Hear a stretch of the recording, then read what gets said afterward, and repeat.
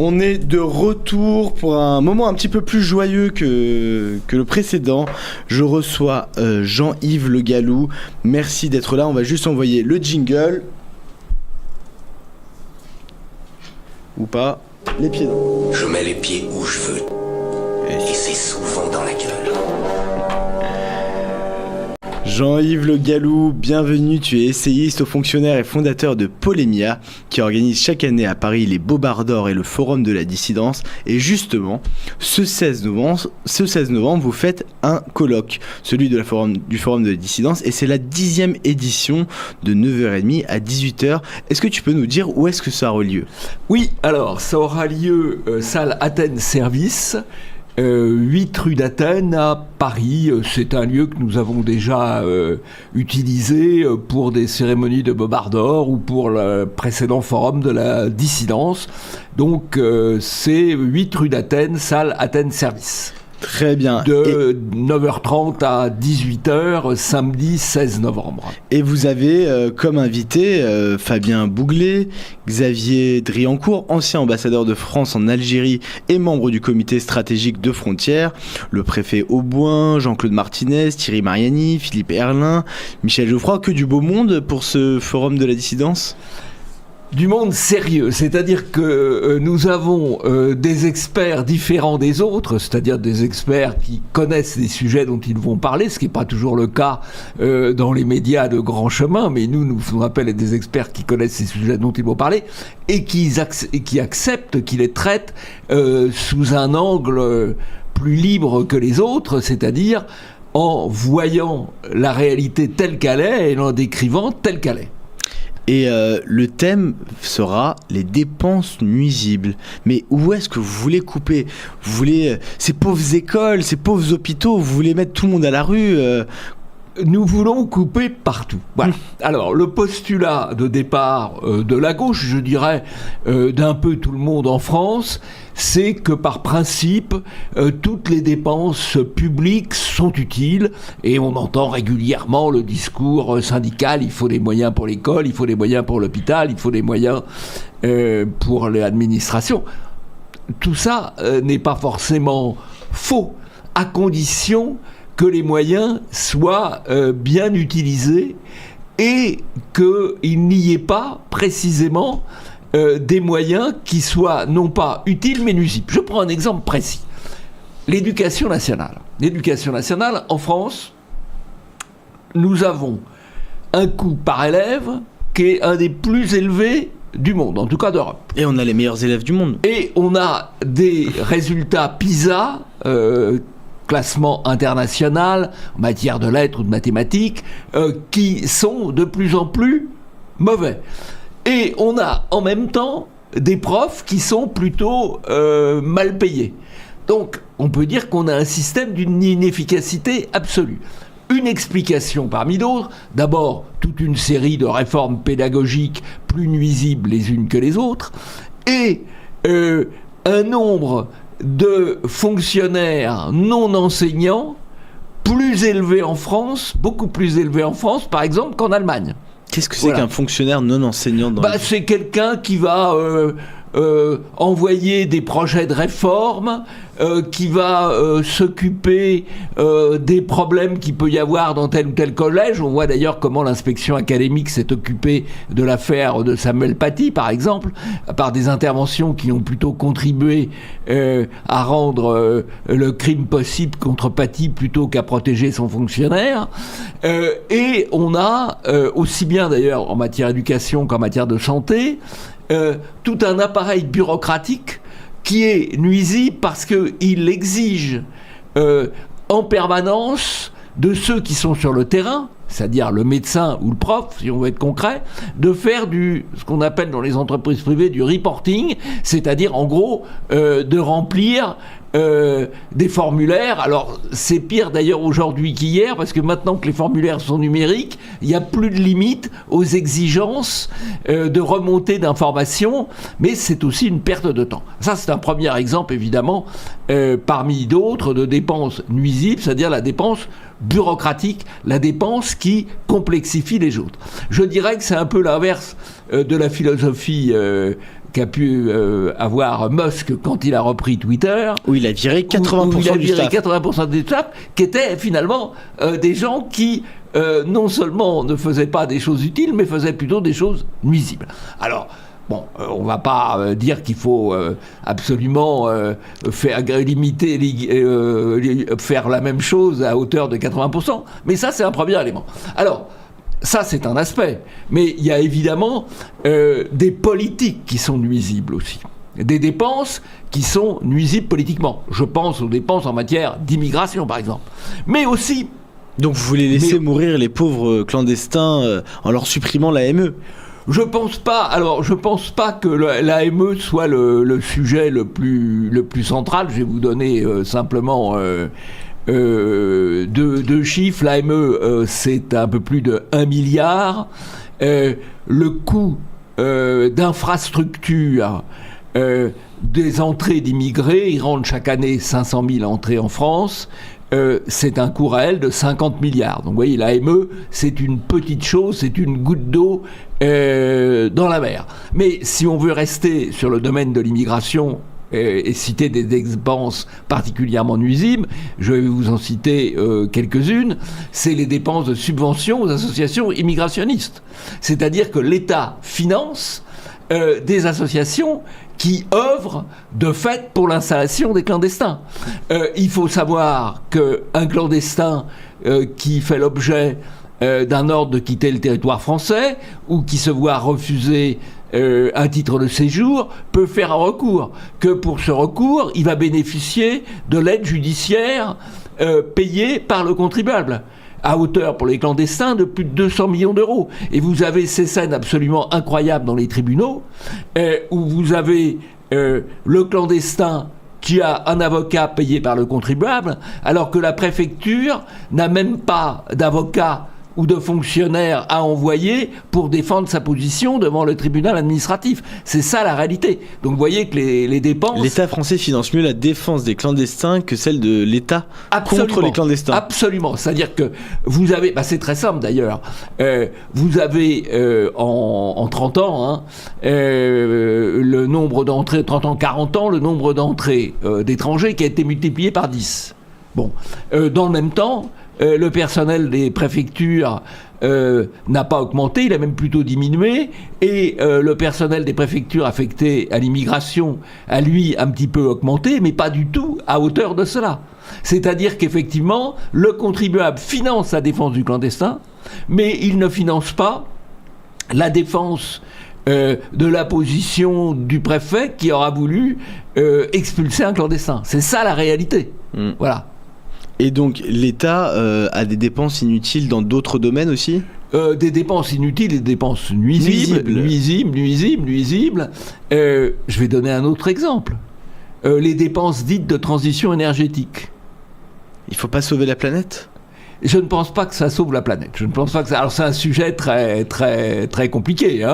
Je ne pense pas que ça sauve la planète pour deux raisons.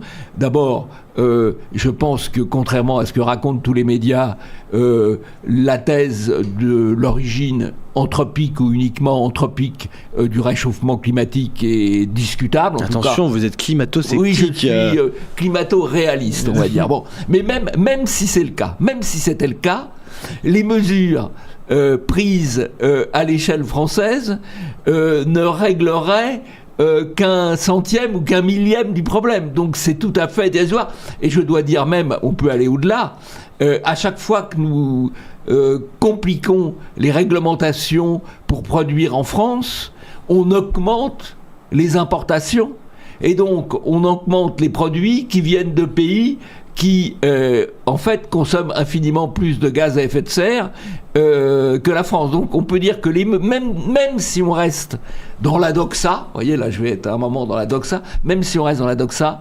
ce qu'on fait n'est pas efficace. Alors, je vais donner un exemple de dépenses nuisibles dans ce domaine.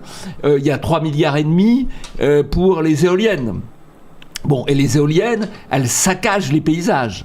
Et les éoliennes n'épargnent pas la production de gaz à effet de serre, puisque l'éolienne, c'est une énergie intermittente, et que quand l'éolienne ne fonctionne pas, on fait tourner des centrales à gaz. Et donc, dans ces conditions, l'éolienne ne répond absolument pas au charbon, même en Allemagne. Mais... voire même peut-être au charbon, là, c'est encore pire. De même, il y a des dépenses qui consistent à aider à l'amélioration thermique des bâtiments. Bon, c'est plutôt bien, mais là aussi, c'est des usines à gaz. Un système de subvention, ce sont des usines à gaz. J'ai participé, il y a quelques jours, à la réunion de copropriété, là où j'habite, et alors on doit faire des diagnostics thermiques, comme partout, bien sûr, et sauf que c'est bloqué parce que il y a des subventions possibles que l'État distribue à des collectivités territoriales qui elles-mêmes les redistribuent aux copropriétés, sauf que le système est encombré, et donc, eh bien, comme la subvention n'est pas attribuée, les études ne sont pas faites. Donc on voit à quel point c'est tout à fait contre-performant. Alors ces aides pour les améliorations thermiques, c'est aussi 5 milliards d'euros, sans parler de ce qui est donné aux collectivités locales. Et ça, c'est de la bureaucratie inutile, avec en plus les effets d'aubaine qu'il peut y avoir derrière, c'est-à-dire que dès qu'il y a une subvention, il y a des chasseurs de subventions. Et donc, pendant ce colloque, combien de milliards d'économies allez-vous proposer ? Alors écoutez, je ne sais pas, parce que je laisse nos différents intervenants leur liberté de parole, donc je ne sais pas combien on va proposer. Dans notre vision globale, nous estimons qu'on peut trouver 150 milliards d'économies, c'est-à-dire l'équivalent à peu près du déficit public. Parce qu'on parle toujours de l'endettement. 150 milliards d'économies par an ? Par an, absolument. Alors peut-être pas dès la première année. Alors je peux vous énumérer, alors on va faire ça par grand paquet. Vous pouvez trouver 25 milliards sur la transition énergétique. Vous pouvez trouver 25 milliards sur les migrations. Vous pouvez trouver 25 milliards sur les doubles emplois, les agences, les fonctionnaires. Oui, enfin, le millefeuille territorial, etc. Bon, il faut savoir qu'en France, il y a 450 agences d'État et il y a 350 commissions. Donc ils doivent bien avoir tous une utilité, non ? Ne font rien. Beaucoup ont une nuisance, non pas seulement une utilité, parce qu'elles retardent le processus. Voyez, c'est-à-dire quelque chose n'apporte pas forcément du plus. Vous pouvez trouver aussi, ça va vous intéresser, 25 milliards sur la propagande. Et ça, alors évidemment, c'est les milliards les plus déterminants, puisque la propagande, c'est ce qui permet d'imposer la doxa à l'opinion. Je prends quelques exemples. Les subventions aux syndicats, c'est 4 000 milliards. Pas 4 000 milliards, 4 milliards, pardon. 4 000 milliards, là j'exagère. C'est au-dessus de la dette de la France. Oui, absolument. 4 milliards les subventions aux syndicats. Les subventions aux associations immigrationnistes, c'est 2 milliards. Les subventions aux associations LGBT, c'est 1 milliard. Et encore, je ne prends pas en compte là les associations, parce que c'est difficile d'avoir la vision globale, les subventions données par les collectivités territoriales, les régions, les départements, les communes. Vous avez aussi, dans les dépenses de propagande, je mets les dépenses de services publics audiovisuels. 4 milliards. Vous avez... C'est France Télévisions, Radio France, etc.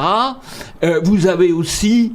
l'INA, 500 millions. L'INA, c'est utile, l'Institut National de l'Audiovisuel, pour avoir les archives audiovisuelles. Sauf qu'ils utilisent les archives pour faire des documentaires de propagande.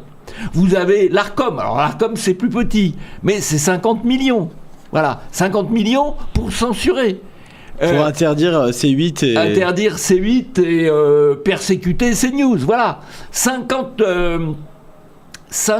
millions. Bon, alors évidemment... Alors tout ça, vous avez aussi les subventions à la presse. Hein, et les Que subventions. nous ne touchons pas d'ailleurs chez Frontières. Non, bah c'est non. pour ça que vous êtes libre aussi. Nous, on a Voilà. un modèle économique assez incroyable. C'est en fait, on vend un magazine et il se vend. Ah bah ça c'est pas loyal. D'ailleurs, je Ça, c'est rappelle pas- que le magazine sur Trump, on était les premiers à vous l'avoir dit. Allez l'acheter tout de suite en kiosque, il est encore disponible.